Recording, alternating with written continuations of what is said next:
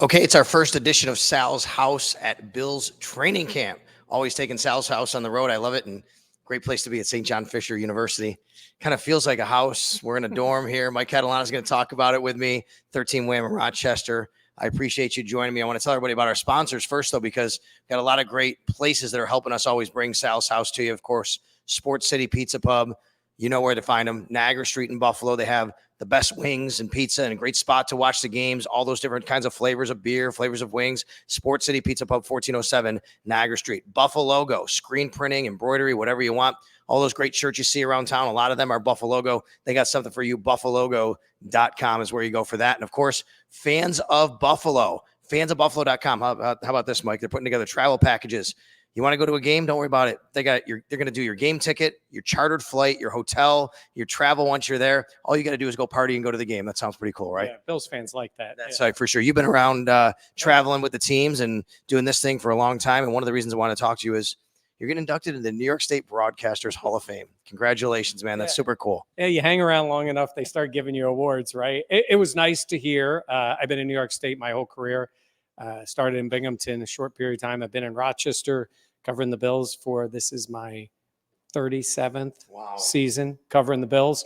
So you go back to Fredonia, right? Is that your first? Oh yeah, it was Fredonia. We used to go, and it's when people say it was nothing like what this is, like you'd go to Fredonia and they're out in the field in pads, 2-a-days, sweating like crazy. And the reality was those players were getting themselves back in shape, even at the beginning, because they didn't have all the mini camps and everything else that went on. So they'd show up. There was a lot of conditioning, a lot of running, all those things. And there were no fans.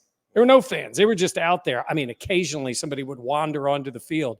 And by the way, this is Jim Kelly, Thurman Thomas, Andre Reed. Like, we're not talking about, the previous version of the Bills. So it was a lot of fun, but this is way more enjoyable. What about the media accommodations? Where you stayed, where you ate, all that? So we stayed in the town there in Fredonia. There wasn't a lot of places. There was a couple of bars to go to. And then we go to camp, and they would have they had a cafeteria there, and it was sort of where the players were. And then we were over, way less formal. Like, I don't even really know what the players were eating. I don't think it was the same way where they got all the color coordinated food and everything. I think it was like, now it's about being in tune with your body, and everybody's got their own little meal plan. Then it was just, let's go. For that group of players and all too, but it was just very different. But it was not the same coverage either. This daily coverage that we're all fortunate to do, and updates and be in there and set up interviews and all that kind of stuff. Very, very much an informal process back in Fredonia. Okay. Take me to when it changed here to Fisher. It's 25 years ago now, right? I mean, that's Russ Brandon, of course, was running the Bills essentially. I think at that time he was, head of the business side, but he was a Fisher graduate, brought the training camp here to Fisher. Pete Gwelly said on WGR the other day, right at that time, they were doing capital improvements. So it kind of worked out really well to kind of have the football side of the Bills mesh with all of that. Oh, let me tell you something. This campus has grown immensely since the Bills have been here. And the focus on St. John Fisher University, was college, now university, in the Rochester, really Western New York area, I mean, has been greatly impacted by having the Bills here. Think about it. Look at all these people who are walking around campus who would never have stepped foot on the St. John Fisher campus for any other reason. So parents, kids who were thinking about going to school. But when they first came here, camp was different, right? They wanted it to be a show. And the Bills were good at that. So they would separate practices. They would have night sessions. They were on the main field here. It was a lot of music playing. It was, I will say this, I don't think it was necessarily fully football first. Yeah. They were marketing the team. They talked about massive tent selling merchandise and every other thing. And that's the way it started here. And it got a ton of attention, and it deserved it. And then the team stayed. And even, after Russ had left the team, they were pretty ingrained in here. And what's great now is that the people who are running the show here, Sean McDermott, Brandon Beane, well, certainly the Pagulas to begin, and Josh Allen, love coming to Fisher, love coming to camp. So I think it's good for the area. What about for Rochester itself? You just said for the area. What has it meant to this community to have the Buffalo Bills here for the last 25 years? Yeah, I think it's great because, listen, I love Rochester. I've been here basically my whole career. We don't have major league sports. We are an elite golf community. We've had, since I've been here, US Opens, PGAs, senior PGAs, Ryder Cups, all those things. That's our big moments in Rochester. We are heavily connected to the Bills and to some extent Syracuse University, an hour the other way. But training camp is our chance to be the home of the Bills. And I think this area takes a lot of pride in it. I know there's a lot of people in Rochester who wish they did separate tickets for people in Rochester, because I got everybody and their brother asking me for tickets that want to get out here. But I think people take a lot of pride in it. And look, I say the same thing all the time. If the Bills ever left Fisher, it changes for everybody. The access that you as a fan, whether you're coming from Buffalo or you're coming from, Cincinnati, or you're coming from Florida and you're coming up to camp, you're not going to have that if the team goes back to what a lot of other teams do. They have 2 or 3 open practices, and it's usually in the stadium. This is up close and personal. So it's great for Rochester, and I think it's great for the fans. Do you think that could happen with the new stadium in Buffalo? There's been a lot of talk about that, but at every turn, they keep saying we love going away, and there are challenges to having it there anyway if they'd like to. Listen, the facilities are great in Orchard Park now. I'm talking about the practice facilities, the rehab center, all that stuff. Like, if you wanted to have it there, I personally don't think the new stadium changes that much, because you're talking about those few practices. Do you want to show off the stadium a little more? I guess you're still going to do the scrimmage like they're going to do, the blue and red scrimmage that's coming up. So you're still going to do that. This is so different. And the facilities are good here. I personally think they're probably better in Orchard Park for what they want to do. But all those things they talk about, it doesn't really change when you build the new stadium, right? I mean, they like this. So I hope that stays as long as possible. I want to thank Sports City Pizza Pub, 1407 Niagara Street, Buffalo logo, of course, all your screen printing and embroidery needs, and fans of Buffalo. You want to go to a road trip? We've been talking about hockey this year, possibly, so stick with it, fansofbuffalo.com. Mike Catalana is getting inducted in the New York State Broadcasters Hall of Fame. That's your whole encompassing career broadcasting. But people might know you from 13 Wham Rochester. By the way, I should have had your thing. There's your graphic right there. Yeah. It's one-man operation. I forget to do that sometimes. But Mike's at 13 Wham Rochester. But tell us about your career, like how you got to Rochester and why you stayed here. So I went to Ithaca College, and I started out in Binghamton, small station there. And this is Dan Fates and Jenna Cottrell, who work with me. They laugh. It's like story time with Mike. But when I first started, I covered the Binghamton Whalers hockey team, and there was the Rochester Americans. So I would send highlights of the games to the people in Rochester. They would send them to me when the teams would play each other. And I remember saying, hey, if you guys ever have a job, let me know. Then they call me up. I go up there, I get the job. I start out on weekends. Then I moved to sports director. And I'm like, wow, this is great. Oh, and then the Bills went to the Super Bowl.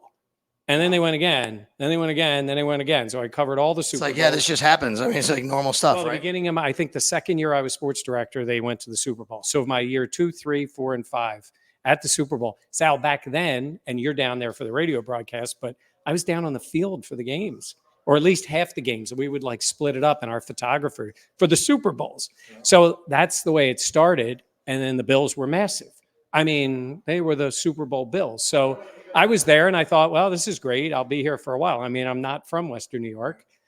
And now I've been there 37 years. So I stayed. I've covered the Bills that long. For 20 years, I did the preseason games, did the sideline reporting in the preseason. I've done the Bills pregame radio. I've done the postgame TV show. I did with Jeff Russo, we did the in-house halftime highlights once. I've had a lot of different jobs working with the team over my 30 some odd years there. And at Channel 13 for all that time, like I said, 37 years. Have you been strictly TV anchor, sports director, reporter, or you know what I mean?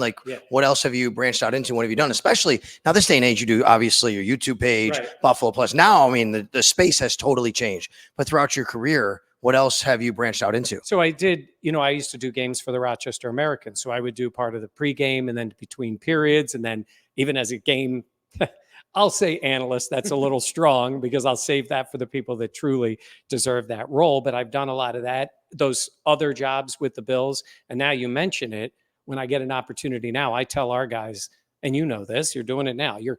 We're content producers to a world that you guys watch in different ways, right? On your phone, on your laptop, whether it's on your TV, however it is, radio.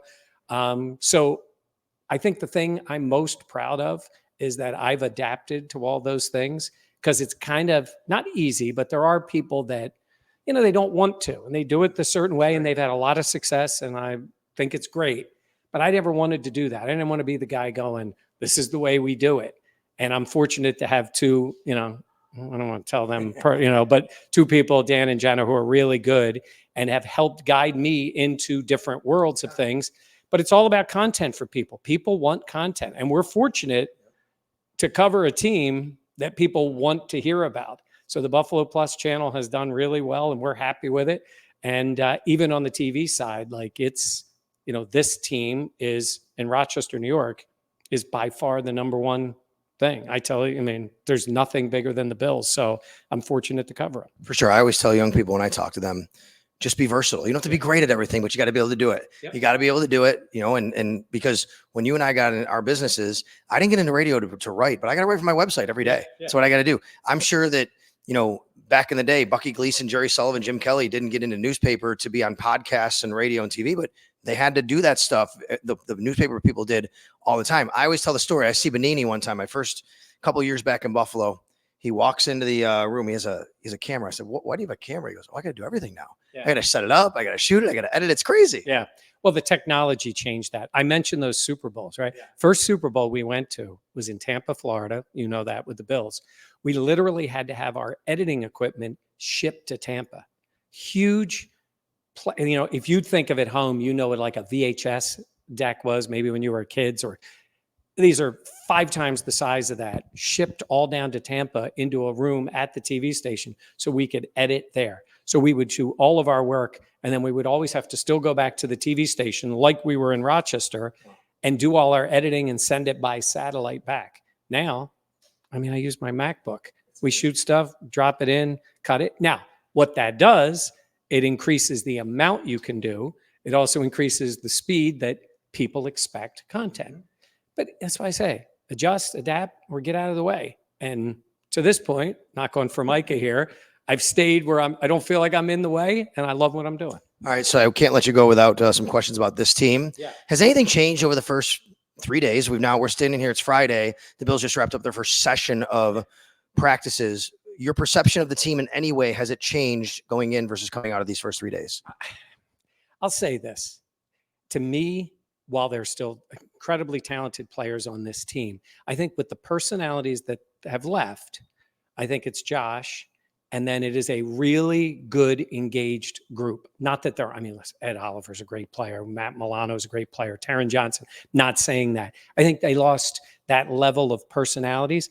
I don't think there's anything wrong with that. I see an attentiveness, and I'm not saying they weren't before, but it had a little different vibe. I think everybody's out to sort of prove something this year. I see that energy. I think a lot of that starts with the 2 coordinators. I think the practices have a certain vibe to them. And look, those guys are phenomenal players, right? That aren't here anymore. But I think it's allowed everybody else to sort of find their space here a little bit. And obviously Josh is the leader. He's, a great quarterback. And everybody sort of follows his lead. But I found that the atmosphere, at least through 3 practices, is energy. I think the defense got him back a little bit in the second half of practice today.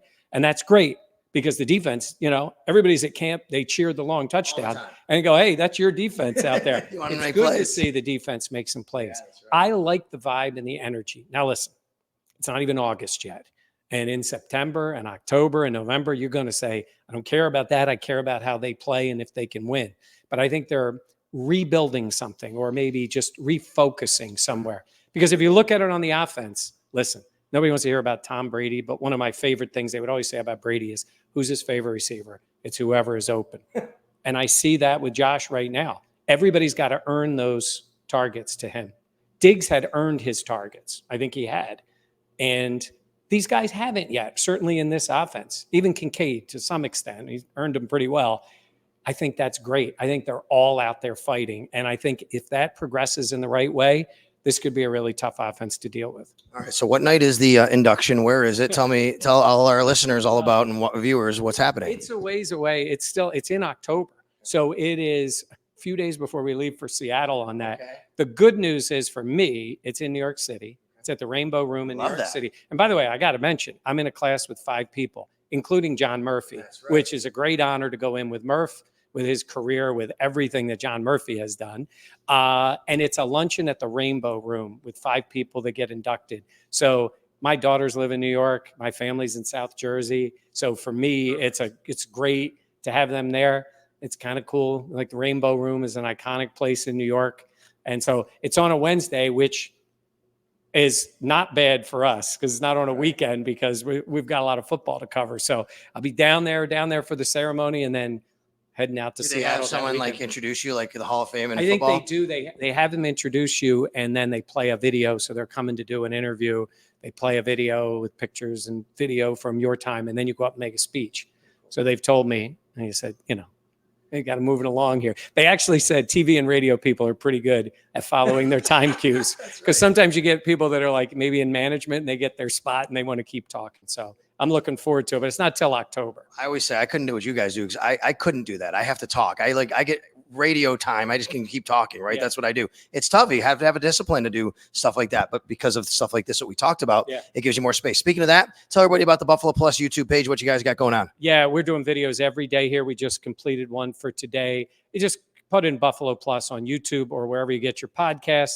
We talk Bills all the time, all season long, all off season long. It's Jenna Cottrell, Dan Fates, and myself. Those guys are awesome. They lead me along is what we do. And we travel every week. We're with the team. You see everybody there. So we cover the team full time and we do our podcasts and other videos on Buffalo Plus. Congratulations, buddy. Thanks, I'm super proud to know you. And thanks again to Buffalogo, of course, buffalogo.com. Check them out right there on the bottom of the screen there. You see that Sports City Pizza Pub. You got to come over and get some wings and pizza when you're in town in Buffalo. It's 1407 Niagara Street. Fans of Buffalo, taking care of all your travel needs for Buffalo sports. Go to fansofbuffalo.com. Game ticket, chartered flight, hotel, whatever you're after. Mike Catalana getting inducted to the New York State Broadcasters Hall of Fame, along with our good buddy John Murphy. Congratulations to him, and thanks for joining us. And you too here at Sal's house from St. John Fisher University.